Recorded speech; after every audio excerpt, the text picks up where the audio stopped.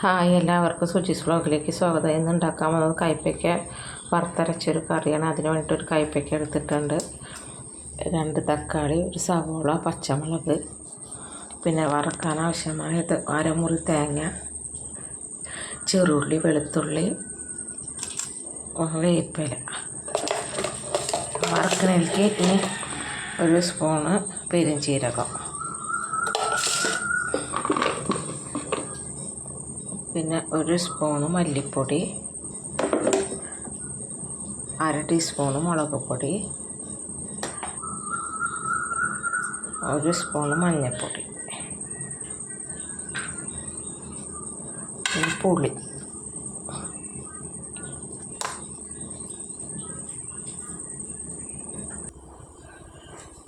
ഇപ്പം ഞാനൊരു ചട്ടി അടപ്പത്ത് വെച്ചിട്ടുണ്ട്. ഇപ്പോൾ ചട്ടിക്ക് ചൂടായി. ഇനി നമുക്ക് കറിക്ക് ആവശ്യമുള്ള തേങ്ങ വറുത്തെടുക്കാം.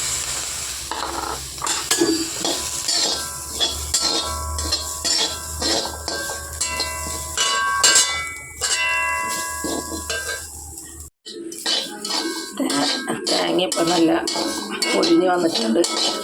ഇനി നമുക്കിത് ഫ്ലെയിം ഓഫ് ആക്കിയിട്ട് ഇറക്കാം.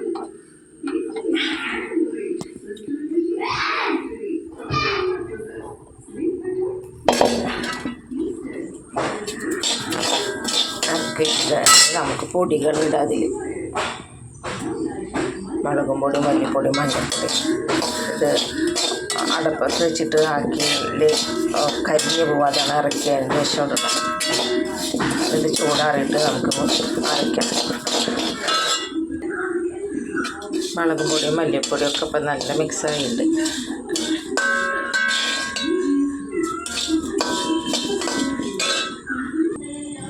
നമുക്ക് കയ്പ്പയ്ക്ക കറി തയ്യാറാക്കാൻ വേണ്ടി ചട്ടിയിൽ കയ്പ്പയ്ക്ക്, തക്കാളിയും, പച്ചമുളക്, സവോള, വേപ്പിൻ്റെ എല്ലാം ഇട്ടിട്ടുണ്ട്.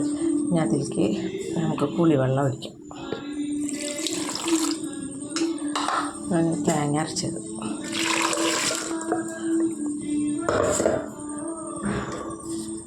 ആവശ്യത്തിന് ഉപ്പ്. വെള്ളം കുറവാണ്, അപ്പോൾ കുറച്ച് വെള്ളം ഒഴിക്കാം. നല്ലോണം മിക്സാക്കിയിട്ട് അടപ്പത്ത് വയ്ക്കും. അടപ്പത്ത് വെച്ചിട്ട് അടച്ച് വെച്ച് വേവിക്കാം.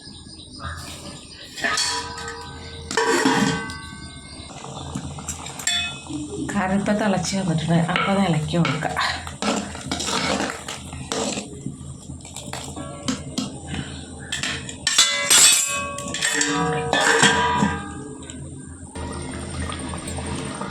കയ്പ്പയ്ക്ക കറി ഇപ്പോൾ ഇവിടെ റെഡി ആയിട്ടുണ്ട്. കണ്ട കറിയൊക്കെ ഭയങ്കര വറ്റിയിട്ടൊക്കെ ഉണ്ട്.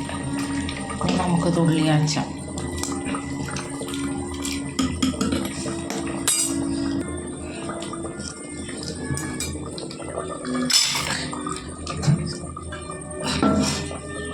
ചീനച്ചട്ടിക്ക് ഉള്ളി അച്ചാൽ ചട്ടി ചൂടാവട്ടെ.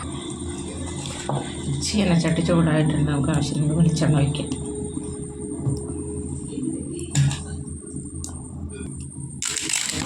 ചൂടായ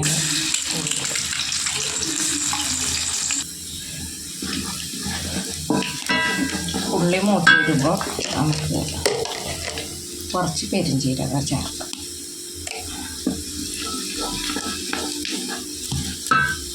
എന്നിട്ട് ഉണക്കമുളക്,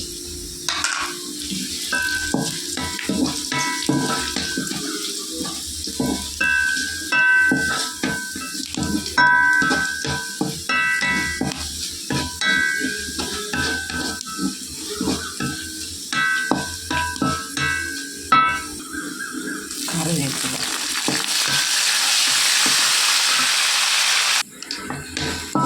പല്ലത് നമുക്ക് ഇറക്കിയിട്ട് കറി ഒഴിക്കാം.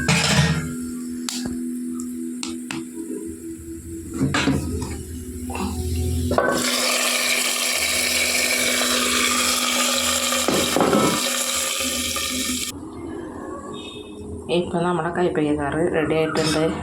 ആ പെരുംജീരകം ചേർത്തപ്പോൾ നല്ല ഒരു മണം കിട്ടുന്നുണ്ട്. പെരുംജീരകം കിട്ടില്ലെങ്കിലും കുഴപ്പമൊന്നുമില്ല കേട്ടോ. ഉള്ളി കാച്ചുമ്പോൾ